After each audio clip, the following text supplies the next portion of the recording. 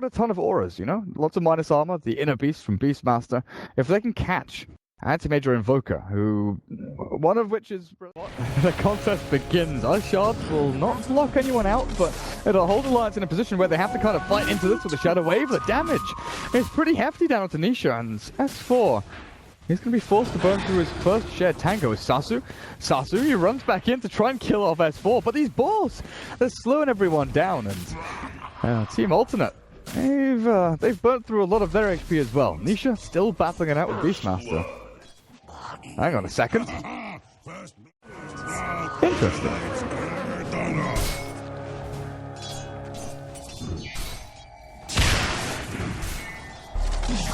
Undying has died again. He's walked into the middle of a Shadow Wave, and even with a decay up, Loda just smacks into him. That's 2 deaths in very quick succession from the Undying.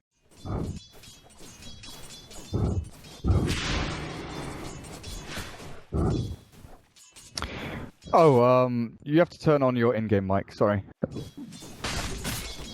No, I forgot to tell you. We've switched up the studios a little bit here. I'm in the big studio that's meant to have a caster with me in-house, but the boys have just come back from MLG. That's my bad.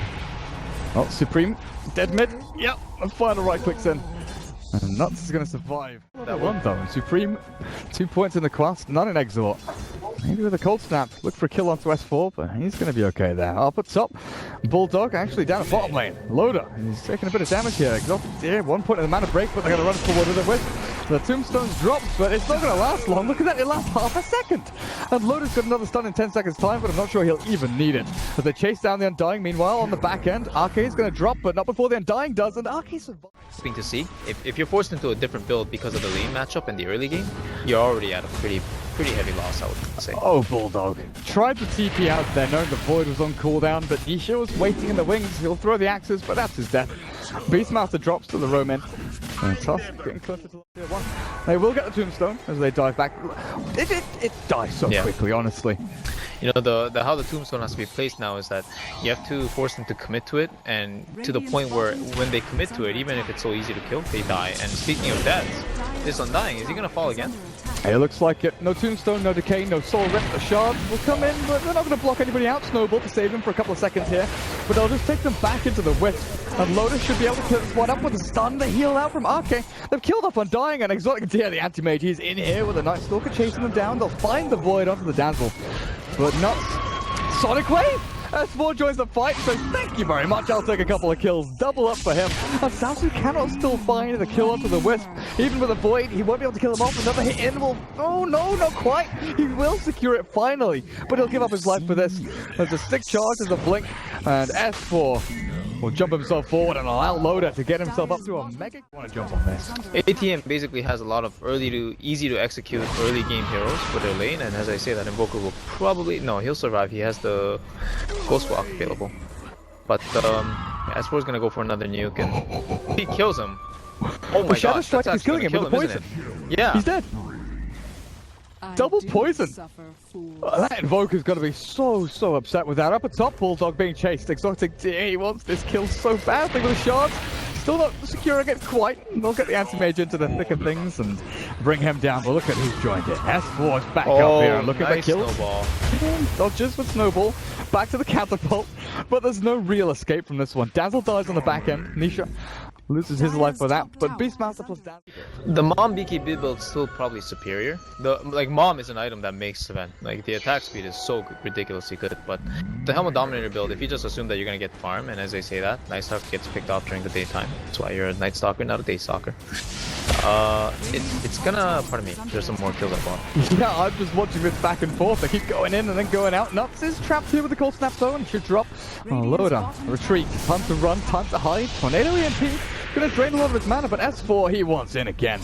He's got a stun. No, he doesn't have Sonic Wave actually. They've got a stun, and there's no cooldown on Invoke here, so Supreme in a little bit of trouble as the Tombstone is still stacking up the zombies. Forced to again, due to the laning phase, and Loda's going in again.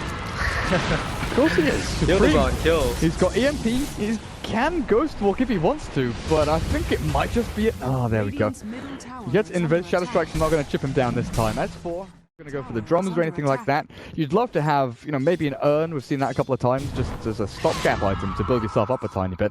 But the orchid, the item that you're aiming for, is this Quas Wexen. Oh god, Man, I think he's overstayed. He's definitely overstayed now. EMP. Oh no!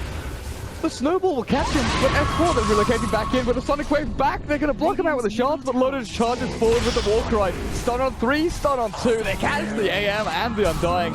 The tombstone's not going to do a damn thing as S4 jumps forward, finds one, but misses uphill. Sasu, you're in a ton of trouble. that's the ideal hero that they wanted it on, but everybody's so farmed. They're just gonna push high ground with it when Bulldog gets book 3, and he's got it basically. Yeah, he actually just got the tier 3 tower with a door and Necrobook, so he's got. The little minions taking down tier 3. Or relocate top to the AM. He's dead. Oh man. 20 minutes when it's daytime, they're not gonna get anything done. Boots of travel on the west, but it's not going to help you in this situation.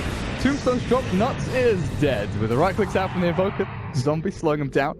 And meanwhile, Akke, Orchid, it's still a pipe dream. Oh, they're really backing off on this. Bulldog's up here trying to hunt the AM instead of trying to close up the trying to game. kill Sasu, it's not quite enough. Oh. The relocated bot nearly had him, but the relocate's going to come back. EMP, they bring Sven in. They're going to die for this. There's a weave, but no grave from Akke, and they lose Nuts IO. Oh, do you see top?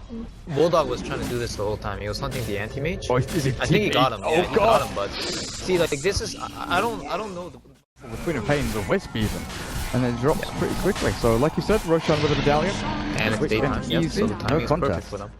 Team alternate. If they use it here, it's probably going to be a waste because they're losing these racks anyway. So hold it for one of your other tier 3s, which is Dire Structures fortified.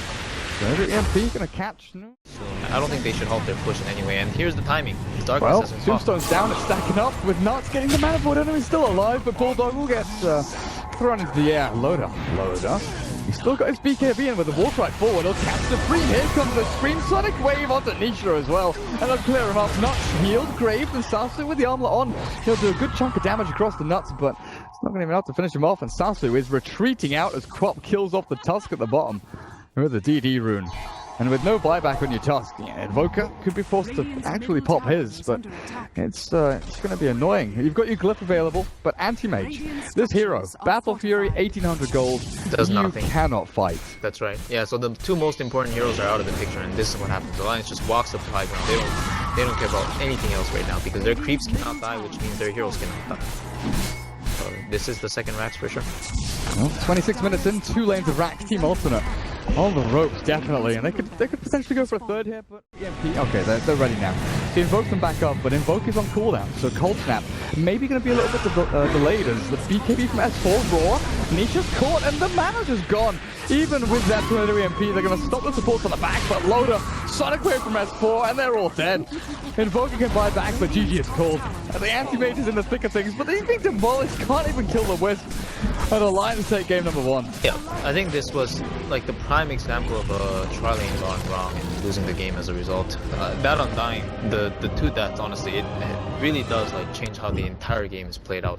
Because with an Anti-Mage, they have to win that lane or at least go even and not lose the tower, so AM has a place to farm in the game. And as you can see, this AM, he had absolutely no space on this map to farm, even though Alliance didn't have the